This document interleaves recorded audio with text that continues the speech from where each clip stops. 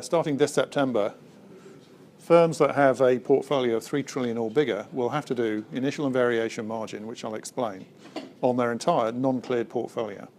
So and we're all, I'm hoping, familiar with the OTC market, but in the current times, you can optionally have a credit support annex, which in effect covers your credit exposure by saying, I will exchange either the mark to market, which is variation margin, and in some cases, an independent amount, which in the non-cleared world is the equivalent of initial margin. But the regulators are saying, well, given the events that happened in this building, in Lehman Brothers, the non-cleared market needs to be as safe as the cleared market. Therefore, we want you to margin the non-cleared stuff more or less the same way as you do cleared. And for all of us, I think, and for the industry, in the end, by the time we get to 2020, I suspect many of us either won't be in the industry or the industry will be completely different because the cost of non-cleared stuff will just go up and up. In other words, if you had to pay the same margin on your uncleared portfolio, on your options or your complex structured products, it's going to get really expensive because it's non-vanilla, and therefore the cost of the margin will be high. So some of the banks in the room, or all the major banks, will have to be ready for September for any trade beyond September. So it also divides the world into new and old. So any old trade stays as is. Any new trade, or perhaps an amended trade, gets captured by the new regulations. So the gist of it is, if you haven't already prepared, in the magazine, page 26, is a summary of what the regulations look like, because they fairly precisely tell you how to do variation margin and how to do initial margin. Initial margin is one of these complicated distribution-based things, value at risk. Happy to give you a training session on that another time, but that's something that the big banks can do anyway. They've got the risk people and they've got the tools. But as year by year goes by, it will capture more and more people until 2020, when if your portfolio is 8 billion notional or more, you will be included. So there are firms who will sell you the tools to do it. There are firms that will sell you the expertise to make those tools work.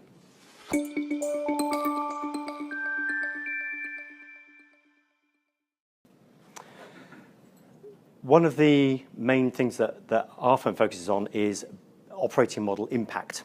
So we thought we'd just do a quick whiz around to familiarise those in the room who may not have looked at the detail yet of how these regulations impact the margining process. So this is margining made simple. You can represent this process in lots of different ways. We happen to have picked 7 key activities, but you could divide it into 3, into 9, however you like. The language you use may be slightly different to the language we've used, but this is a way of representing the margining process, which is the primary business process that's impacted. So if we start with pre-trade, I'll just step around each and just pick out 1 or 2 highlights. Start with pre-trade. So in the new world, firms, buy-side firms who are considering how best to hedge their exposures, historically may have just naturally done an OTC, an interest rate hedge, an inflation swap, whatever it may be. In the new world, given the cost, as Bill says, of collateralization, margining those trades will be significantly higher, the question arises is, actually, would it be, well, it certainly would be cheaper to hedge with futures. So there's been a lot of talk around futurization of the industry. Even if futures, a strip of futures is not going to be an adequate hedge, there's then still a question of, should the exposure be hedged with a clearable product or something that more precisely hedges a non-cleared product? And again, so that decision, that pre-trade decision about how to hedge a given exposure will in the future need to be supported by information and data at the pre-trade stage about the cost of collateral. And that's something that historically has not been required. As we move on to the second area, execution.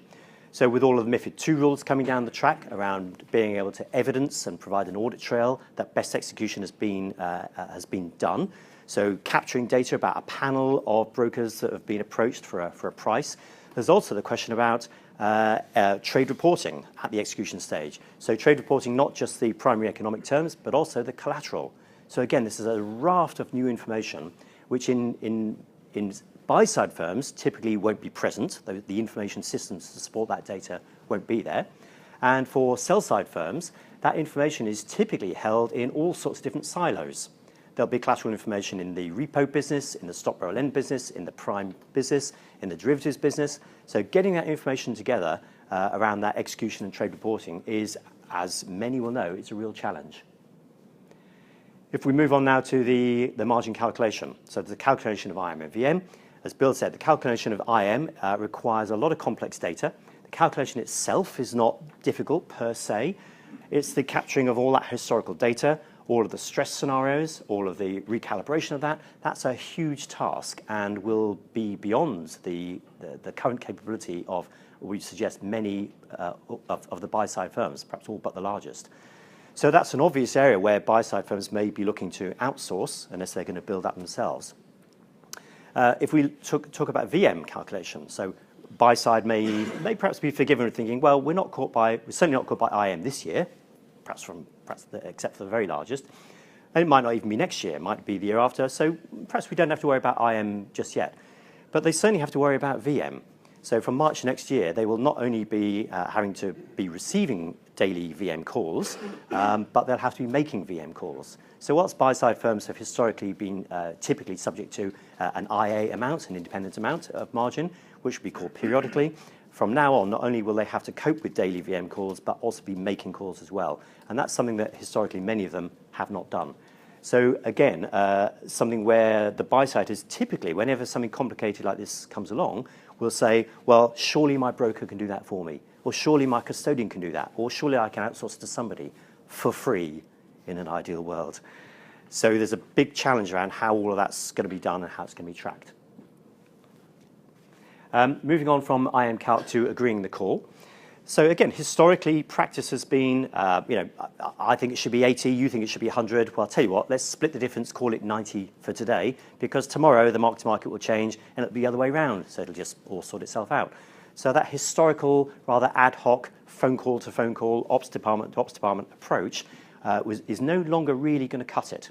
Because as some in the room will be aware, agreeing the call and managing disputes on call is now really center stage in the regulation. Margin calls that are disputed have to be tracked. They have to be reported. If there are too many of them within a certain time period, then by regulation, it forces up a key parameter in the IM calculation called the margin period of risk, the MPOR.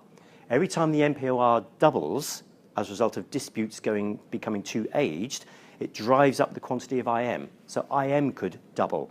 So there's already a big enough challenge with the amount of margin required by the industry. But if disputes are not resolved quickly, then that will go up even further. So that requires process around tracking and aging disputes and process and controls to try and actually avoid disputes at all cost. So the whole dispute management process really has to be strengthened and industrialized. Firms like AcadiaSoft have historically provided margin agreement facilities and margin proposal agreement facilities, but not everybody's on AcadiaSoft. A lot of the buy side is not on AcadiaSoft. So firms need not only perhaps an Acadia-based solution, but a non-Acadia solution as well. So that whole area of margin agreement has got to be thought through and strengthened. If we move on from agreeing the margin to the collateral processing, the process box here. So actually getting all those instructions enriched, getting the instructions out, you've got to work through, are we doing this cash? Are we doing it non-cash? Are we going to be moving assets from one custodian to another custodian? Are we going to use tri-party agents who could do book transfer? In which case, where am I going to park my assets? Which tri-party will I use? In fact, can I choose one tri-party, or do I have to have multiple tri-parties? So it's new pipes, new long boxes to manage. How are you going to manage collateral across those long boxes? So there's a whole area of collateral processing which also needs to be thought through. New data, new information, new controls, new reporting. And then last but not least, settlement. So having instructed all of those movements, clearly there's the standard reconciliation process. Did my assets land where they should have done? Are they in the right segregated accounts? Did I get all the cash and the securities that I was expecting? And all of the revaluing of those, all the life cycle events associated. And then back round the next day, start again. So in our view, every single part of that margining process is significantly impacted. Next slide. We find a useful way of representing operating model impact is what we call this impact star diagram.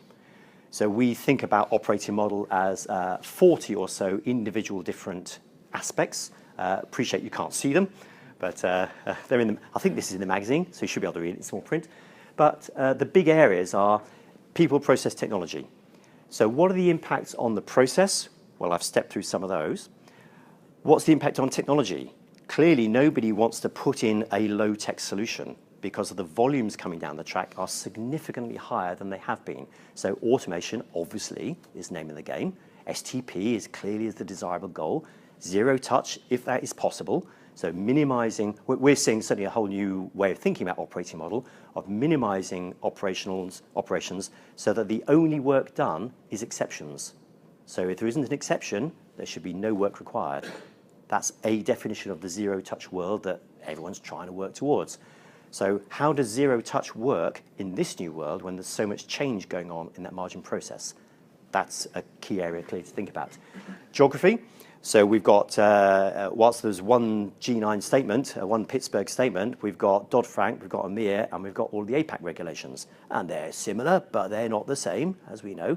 So typically global organizations want global operating models. They often don't have them. So a lot of the work we get asked to look at is how can we rationalize and simplify and take cost out, and geography becomes a key element given the regulatory differences. And finally, organization. So to the extent that you can't automate everything, who's going to do what? So what people are involved in the process, what controls are associated around those manual touch points, and given that a kind of secular change of moving collateral management from an operational back office process into front office, I talked earlier on about those pre-trade decision making, those are front office decisions.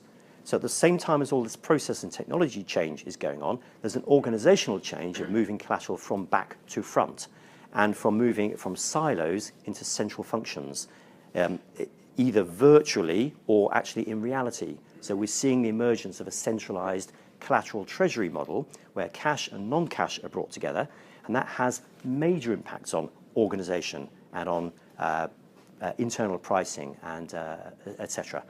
So trying to work out how all of that interacts, that for us is the essence of defining the target operating model. And clearly with the level of change going on in the margining process, that is an essential piece of work that really every firm needs to work out for themselves.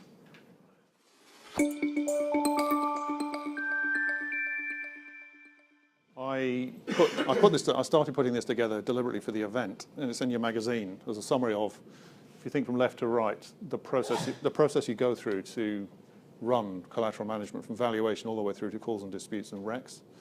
It was educational for me to pull this together for you, because when you went to most of the people in the room and said, exactly where do you fit in and how does it work? I don't think anybody has, this is the only chart I've seen that actually pulls it together in one place, because we've included in the magazine diagrams that the sponsors have included, which help present their view, but this gives you a consolidated view, integrates it together so you can see who's really doing what, and we'll go into it in more detail. But it's interesting that because the regulations have come along, we've seen an explosion of investment. So anybody heard of Project Colin that came and went? Project Colin was a Goldman Sachs initiative where, much like any other industry infrastructure, they try to invent an entity to then build a collateral management platform. It didn't seem to work, and then there was something called Blazer, which I think is an informal name for a cooperation between Acadiasoft and Trioptima, which you'll hear about in the session coming up. So they have an integrated approach to giving you, in effect, two slightly different platforms for achieving the whole margining thing. And then Cloud Margin, coincidentally, not right now, but how long ago was it? 2014. It's 2014 you started, wasn't it? Yes, yeah. it was, yes. So 2014, it's about 18 months ago, a bunch of ex-Omgeo guys decided they wanted to come up with a new way of doing collateral management. You'll hear about that from Carl. It's all web-based, quite interesting. NetOTC are with us now. We tried to get them on the diagram. It sort of works. We decided it would be better to break them out. So you'll see in the pack there's another diagram. Well, it sort of fits, but there's conceptual differences about how it works, and this is the way we chose to do it. So there are guys from NetOTC here who are going to explain later how they work. So the key points are, if you've already got the capability, adapting it is one option. If you haven't, you may want to look at some of these platforms and hear about how Clearstream and all these guys are bringing you solutions to try and make it easy for you to then either be ready for September or for March or onwards. And most of this didn't really exist before, so it's an interesting space. you.